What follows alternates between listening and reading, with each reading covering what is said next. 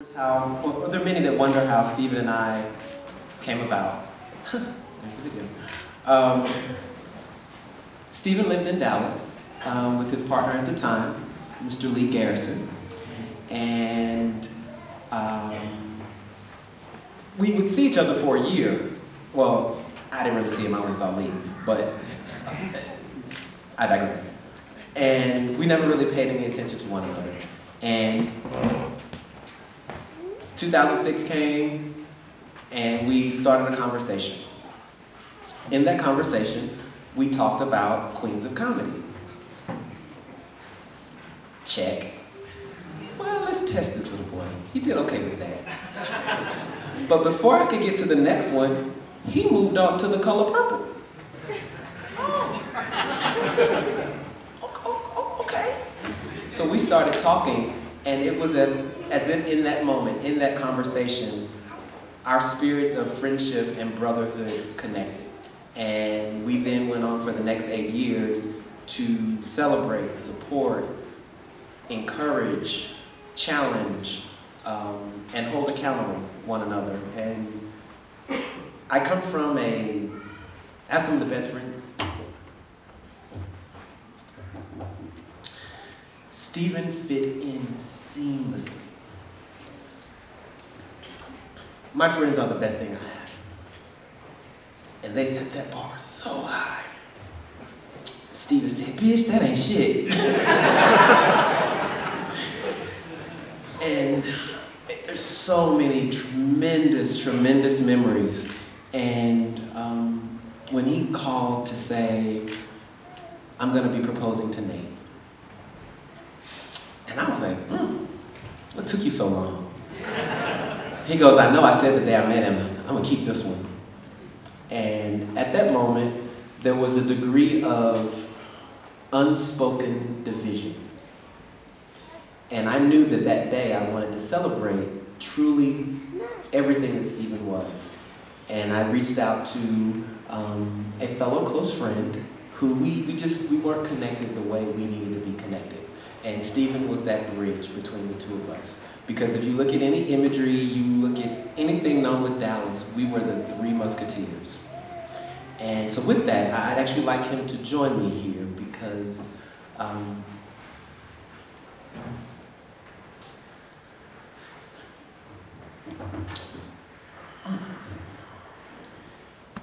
we had discussed and planned to be side by side on his wedding day. So, could the third musketeer, Mr. Vinnie Deegan, if you could join me. I'm going to use my time up here to speak not on behalf of just us.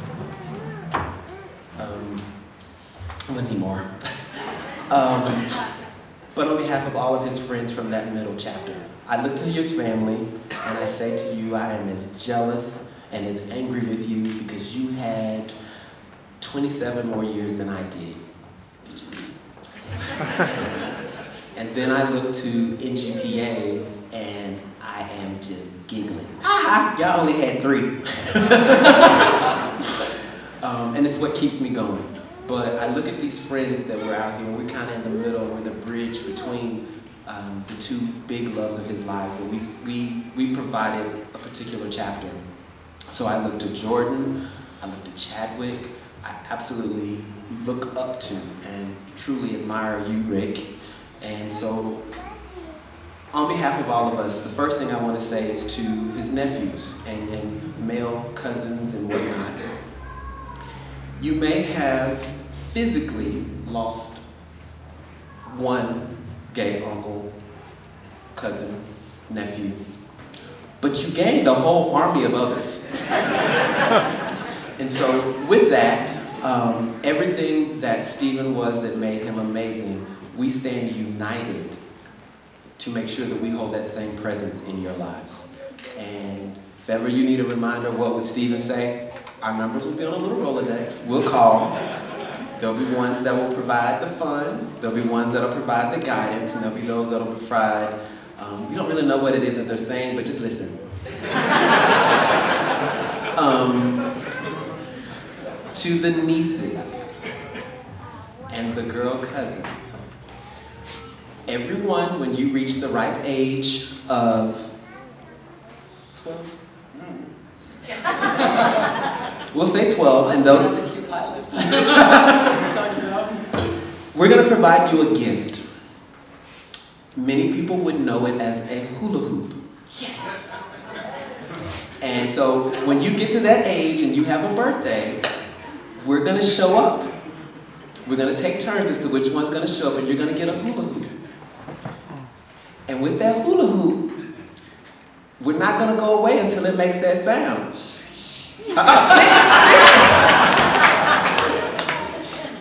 It is going to be the greatest gift ever, and you're going to become an adult. And one day you're going to look in the mirror, you're going to wink one eye, and you're just going to go, shh, shh.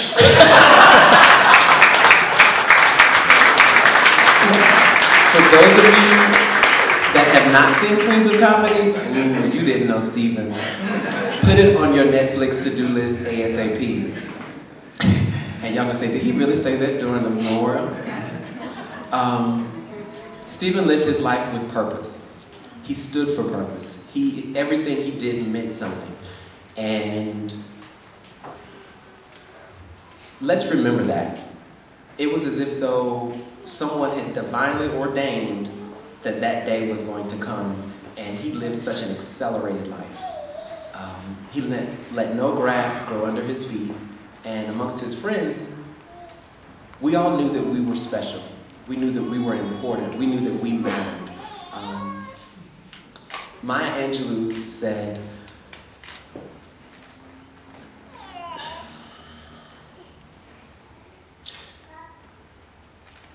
those who treat you, don't make those a priority who make you an option.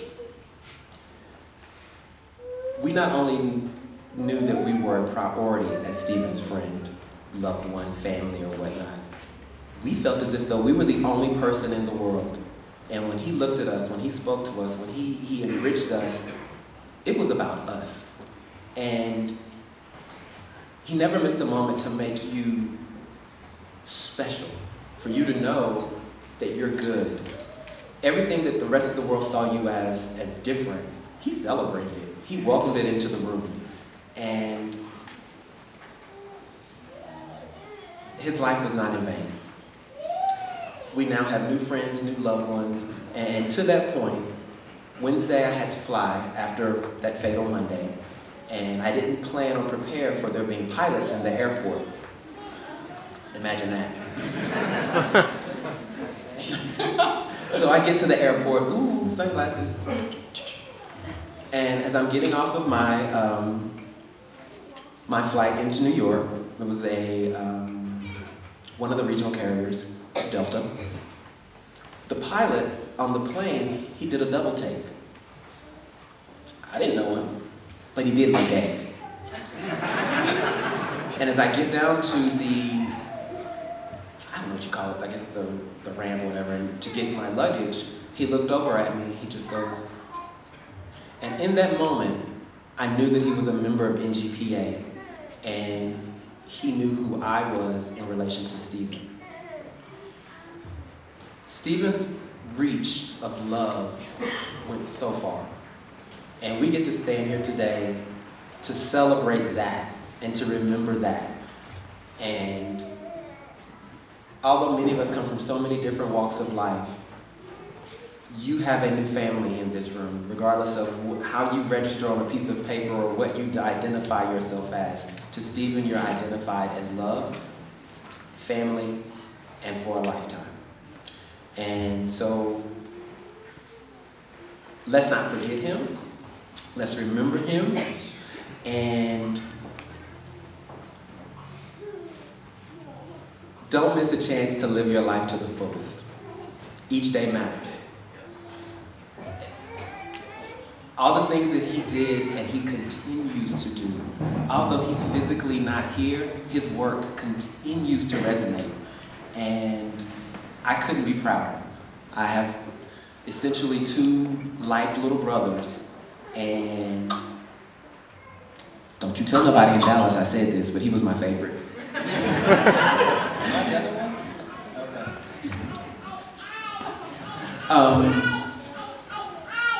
He he far exceeded everything I could have dreamed that he could do. And to spend 2 hours on FaceTime with him on that Saturday before, it was really difficult to find out from Lee it was true. I wanted to be so mad. So mad. But it was meant to be. And I found peace in knowing exactly where I stood with him. So if you're in this room and you know that Stephen absolutely loved you, can you raise your hand? Can you keep your hand raised if he knew that you loved him? We got more. How one human being can physically touch that many lives across so many different geographical boundaries is absolutely fascinating. We are so fortunate and blessed to have had him in our life. And that, if I had a glass, I'd raise it, but I have the rest of my life to toast and celebrate him and live my life with purpose and be inspired to do all the things that he's done and more. So thank you all.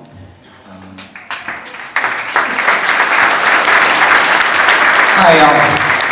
Go ahead and keep clapping because, and that was great, Cordey. I just want to give a big round of applause to Mr. and Mrs. Moore. I don't know what y'all did the night he was conceived or what prenatals you took, but baby, he broke the mold. So great job. Great job. And for those of you who have known Stephen more than the 8 years we know, another round of applause because he is so stubborn. Oh, we would get some arguments.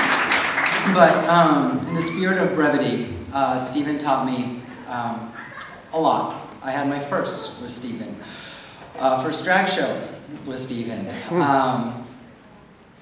The first time I could be myself and have a true friend. We all have friends. We're like, oh, I can be, he's real. But the bigger question is, can you be real with him? And the question was yes. Enter Cordey into the picture. The three of us would cut up like there was no tomorrow. And we have cried. But throughout the entire weekend leading up until now, I have been laughing non-stop. Poor Lee Garrison is just so tired of Mary J. Blige, Whitney Houston, Beyonce, Shaka Khan, you know, Adina, you guys know. And for that, I love Stephen even more because he's made me more confident than I have ever been. So thank you. I'm going to wrap it up with this. Actually, two stories real quick. Going back to the color purple. Cordey, Steve, and I were out right after the drag show. We were going to go grab, Stephen loved his coffee.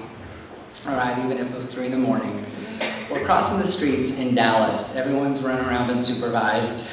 Stephen picks up Cordey, throws him over his shoulder and starts running across the street. Cordey and I didn't miss a beat. Cordey reaches out, goes, Steely! And I go, Vinnie! And they're running across the street. I'm dying. Story number 1. Last story. Dinner party. Lee, myself, Cordey, Malcolm, another friend, and Christopher Trice. Stephen was talking about, come on, y'all, you gotta come flying with me. Please, please, please. And I'm a dingbat. I'm like, all right, I didn't know you were flying, so sure. And Cordey looks to Malcolm, our other black friend, and he goes, you are not gonna get us on that scooter with wings. Next thing I know, Malcolm goes, I can just see it now. Negroes catapulted in the air. So I don't know how many times we have told that story, but I'm delighted to be up here just talking and laughing about him with you, because everyone has a story, and you cannot end a sentence with, yes, bitch, no, ma'am, yes, honey. Am I missing anyone? Yeah, all right. So, yeah, y'all have a good day.